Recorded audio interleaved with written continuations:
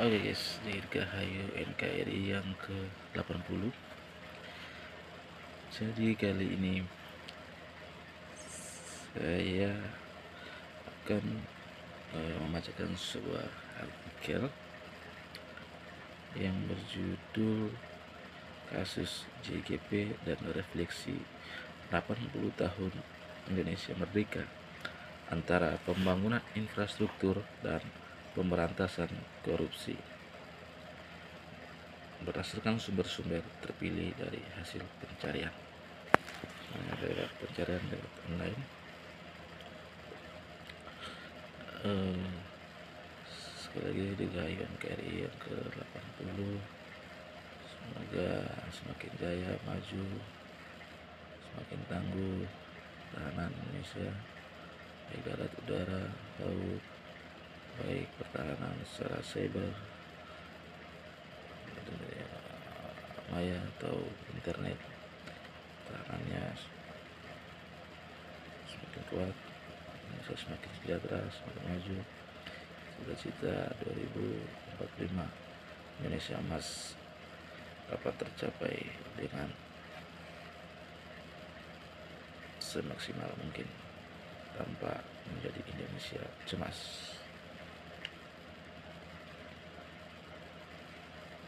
Jadi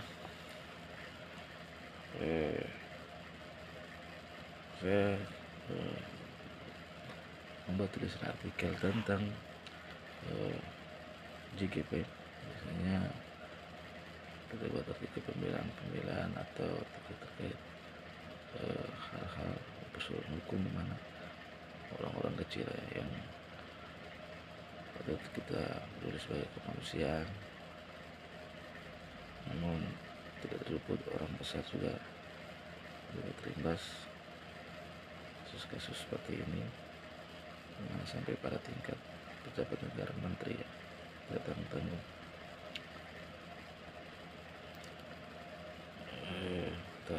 Bukan kita siapa lagi tentang keadilan, mengingat beliau JGP juga sangat peduli dan sangat membantu rakyat-rakyat Jawa Barat, miskin, bahkan dengan pasang badan untuk orang miskin agar bisa terdapat jaringan internet 4G dari pelosok pedalaman di seluruh Indonesia. Beliau harus menanggung risiko yang sangat berat dan sekarang lagi dijalaninya. Semoga beliau semakin kuat, tetap kuat, tabah, sabar, dan kiranya Tuhan membuka jalan untuk memberikan itu keluar ke jalan keluar atas kesulitan persoalan yang beliau hadapi. Tapi langsung saja, ini durasi waktu juga. Pendahuluan di usia ke-80 kemerdekaannya 2025, Indonesia menghadapi paradigma pembangunan versus pemberantasan korupsi melalui kasus JGP. Mantan Menkominfo ini divonis 15 tahun penjara atas kasus korupsi proyek BTS 4G yang justru bertujuan memajukan infrastruktur digital, salah satu pilar pemerataan di era kemerdekaan. Kasus ini menjadi cermin tantangan bangsa, bagaimana mewujudkan pembangunan berkelanjutan tanpa mengorbankan akuntabilitas. 1. Proyek BTS 4G dan visi pembangunan 80 tahun Indonesia. Misi pemberantasan digital.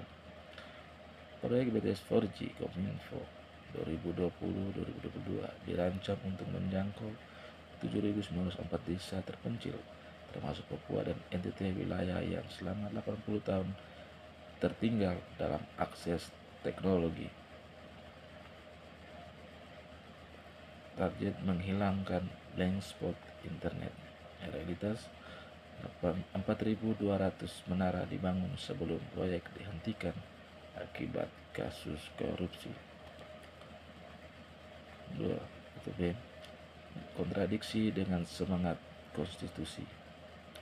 Pasal 31 UUD 1945 menjamin hak pendidikan dan akses informasi sebagai bagian dari keadilan sosial. Pembangunan BTS 4G seharusnya menjadi alat memenuhi janji kemerdekaan ini, tetapi justru terhambat oleh sengketa hukum. 2. Kasus hukum JGP dampak terhadap pembangunan nasional. 1. Vonis dan kerugian multisektoral. A. Hukuman 15 tahun penjara, denda 1 miliar dan ganti rugi 16,1 miliar plus 10.000 US dollar. B. Dampak proyek. 1. Positif 1.200 sekolah dan 584 puskesmas terhubung internet sebelum proyek mangkrak. 2. Negatif. Kerugian negara 8,32 triliun rupiah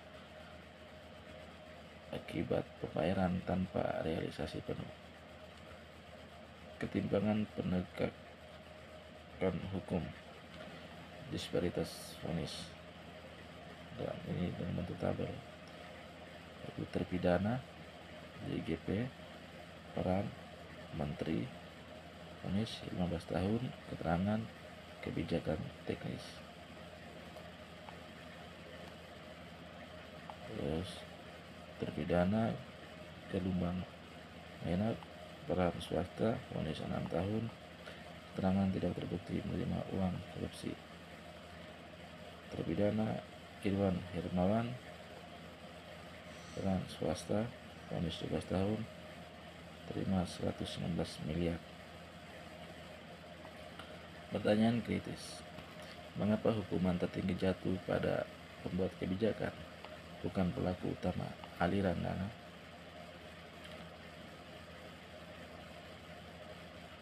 Iya, refleksi 80 tahun merdeka. Pembelajaran dari kasus ini. 1. Politik hukum versus pembangunan. Klaim non-politis. Pemerintah menyatakan kasus JGP murni hukum, tetapi waktu penuntutan 2023 bertepatan dengan Pilpres 2024 saat Nasdem menjadi oposisi. Efek ceiling efek. Pejabat kini cenderung menghindari proyek strategis berisiko tinggi. 2. Reformasi sistem pengadaan proyek. Transparansi. Proyek infrastruktur harus melibatkan audit real time dan partisipasi publik. Perlindungan kebijakan publik. Perlu undang-undang yang membedakan kesalahan administratif dan korupsi intensional. 3. Memperkuat semangat konstitusi. Pendidikan hukum. Masyarakat perlu memahami kompleksitas proyek negara seperti dalam kasus BTS 4G. Keadilan restoratif. Alih-alih penjara, JGP bisa diberi tugas menyelesaikan proyek dengan pengawasan ketat. Kesimpulan, menuju 100 tahun merdeka yang lebih baik.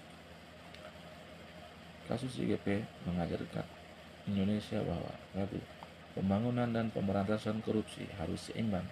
Jangan sampai proyek strategis dikorbankan demi kepentingan hukum jangka pendek. 2. Penegakan hukum harus adil dan konsisten, tidak diskriminatif berdasarkan jabatan. 3. Infrastruktur digital adalah tulang punggung keadilan sosial di abad ke-21 dan kegagalan proyek BTS 4G merupakan kemunduran bagi janji kemerdekaan. Ini sudah suatu petikan sebagai akhir dari petikan ini.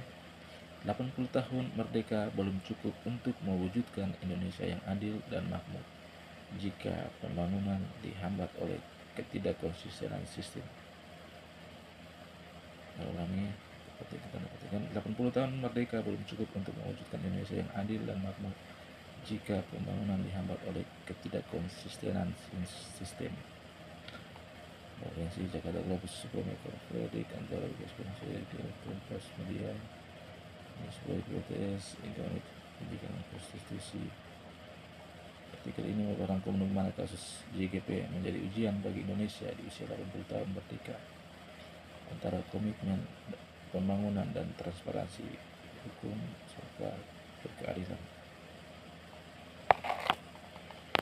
Oke, demikian